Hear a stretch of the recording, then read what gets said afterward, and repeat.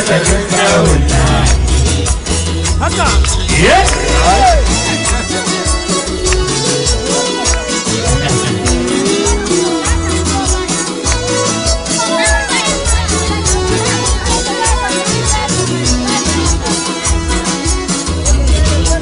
Azul.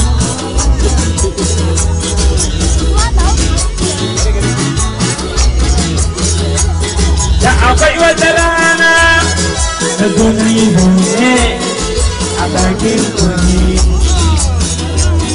Ta zo wucewa sai ta gana zaune ina waka ta. Ta ce mini sannu, ta ce mata sannu mai soyayya ta. Ni kuma na rude na kirkice.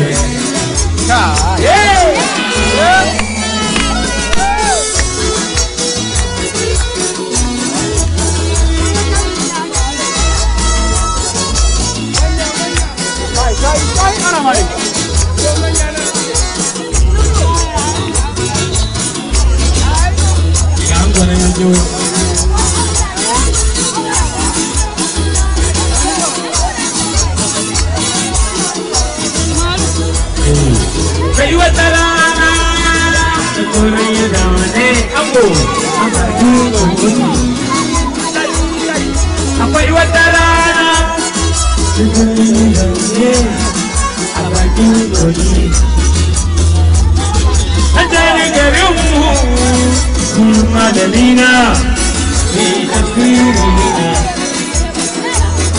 Da na yi mafarki ba zan samu ba. Hakuri ne nawa na yi mafarki ba zan samu ba. Hakuri ne nawa na gane garinmu kuma da nina mai tasiri na. Ya ce mini yaro ka ji dalilin hausa wani fada ba ce wani kuto da ce. A wurin yaki ne ya firgita sosai wani kundera ce ya yi mata sabo kuma ta kare mai. Wani kundera ce wani yarinya ce da kanta yana so kuma aka hana shi. Da kyakkyawa ɗiyar Hausawa ta shiga da ita. Magana ma na kasa mata kyawun ta.